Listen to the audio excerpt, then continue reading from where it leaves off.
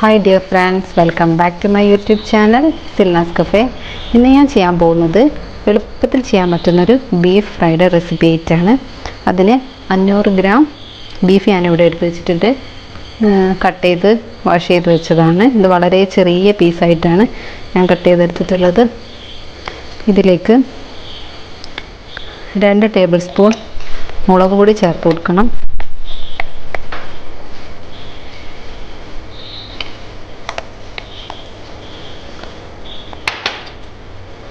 1/2 teaspoon മഞ്ഞൾപ്പൊടി, 1 teaspoon മല്ലിപ്പൊടി, 1/4 teaspoon കുരുമുളക് പൊടി, 1/4 ടീസ്പൂൺ പെരിഞ്ജീരകം വറുത്ത് പൊടിച്ചതാണ്, അത് ചേർത്ത് കൊടുക്കാം. 1/4 ടീസ്പൂൺ ഗരം മസാല, ആവശ്യത്തിന് ഉപ്പ്, ഇഞ്ചി വെളുത്തുള്ളി ഒന്ന് ചതച്ചെടുത്തത് 1/2 ടേബിൾ സ്പൂൺ, അല്പം കറിവേപ്പില, 1 ടീസ്പൂൺ വിനാഗിരി ഞാൻ എടുത്ത് വെച്ചിട്ടുണ്ട്, അതുകൂടെ ചേർത്ത് കൊടുക്കാം. നന്നായി മിക്സ് ചെയ്തെടുക്കാം. എരിവ് നിങ്ങൾ ആവശ്യത്തിന് അനുസരിച്ച് കൂട്ടുകയോ കുറയ്ക്കുകയോ ചെയ്യാം.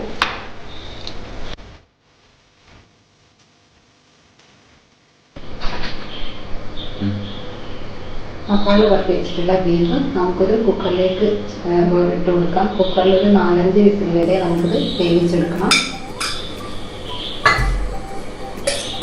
ഒട്ടും വെള്ളം ചേർക്കേണ്ട ആവശ്യമില്ല. നിങ്ങൾക്ക് ഈ മരിക്ക് പിടിക്കുന്ന ഡൗട്ട് ഉണ്ടെങ്കിൽ ഒരു 1/4 കപ്പ് വെള്ളം ചേർത്ത് കൊടുക്കാം. ഞാനിപ്പോൾ തീരെ വെള്ളം ചേർക്കുന്നില്ല.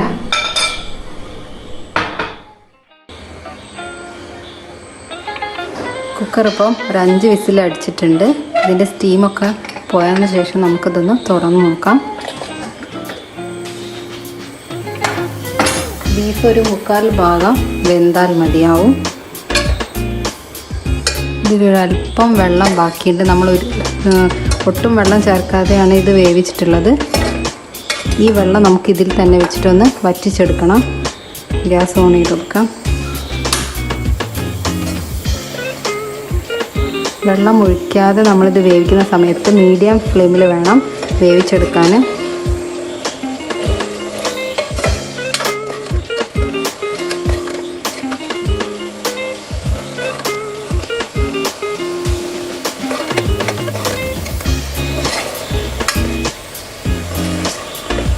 ഇതിലെ വെള്ളമെല്ലാം വറ്റി വന്നിട്ടുണ്ട്.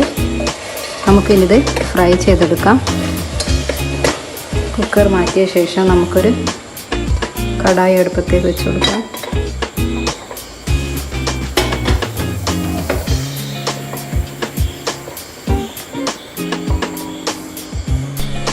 കടായി ചൂടായി വന്നിട്ടുണ്ട്. നമുക്കിതിലേക്ക് ഓയിൽ ഒഴിച്ചു കൊടുക്കാം. ഒരു 3 ടേബിൾ സ്പൂണോളം ഓയിൽ ഒഴിച്ചു കൊടുക്കണം. കോക്കനട്ട് ഓയിലാണ് ഞാൻ ഒഴിച്ചിട്ടുള്ളത്. ഈ സമയത്ത് അല്പം കറിവേപ്പില ചേർത്ത് കൊടുക്കാം. നമ്മൾ വേവിച്ച് വെച്ചിട്ടുള്ള ബീഫ് ഇതിലേക്ക് ചേർത്ത് കൊടുക്കാം.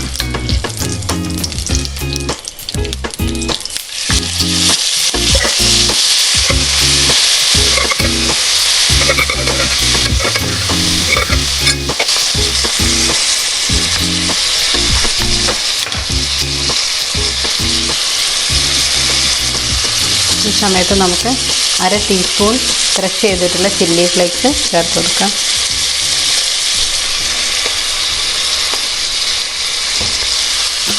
ഉപ്പ് ആവശ്യമെങ്കിൽ നമുക്ക് ചേർത്ത് കൊടുക്കണം. ഞാൻ നോക്കിയപ്പോൾ കുറച്ച് ഉപ്പിൻ്റെ കുറവുണ്ട്.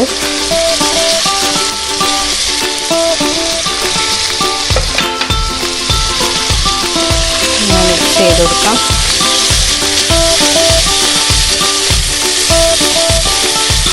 ഫ്ലെയിം ഒന്ന് കുറച്ച് വെച്ച് കുക്ക് ചെയ്തെടുക്കണം.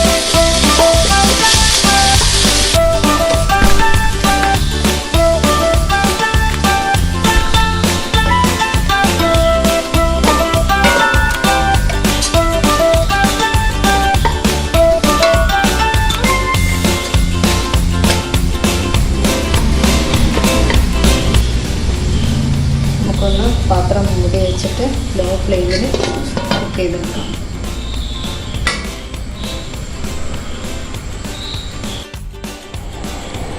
ഇപ്പോൾ ഏകദേശം ഒരു 10 മിനിറ്റ് ആയിട്ടുണ്ട്. ഞാൻ ഇടയ്ക്കിടയ്ക്ക് തുറന്ന് ഇളക്കി കൊടുത്തിട്ടുണ്ടായിരുന്നു.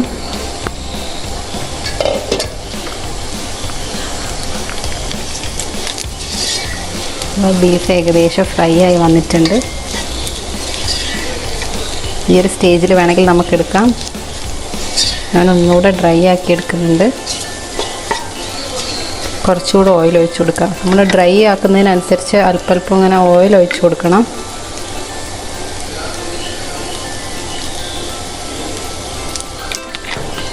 എടുത്ത് വെച്ചിരിക്കുന്ന ഈ കറിവേപ്പില കൂടെ ചേർക്കാം.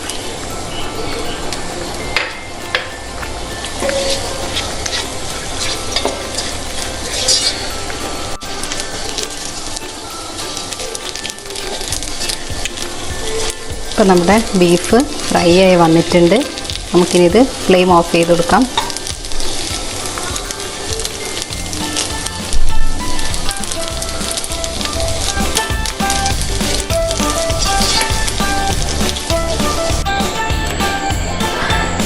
നമ്മുടെ ബീഫ് നമുക്കൊരു സർവിങ് പ്ലേറ്റിലോട്ട് മാറ്റാം.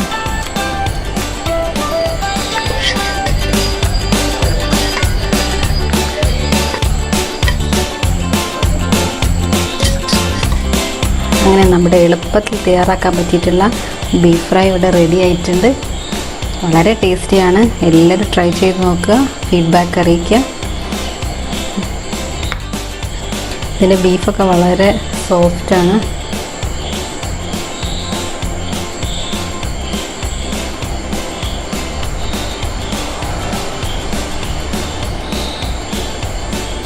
Thanks for watching.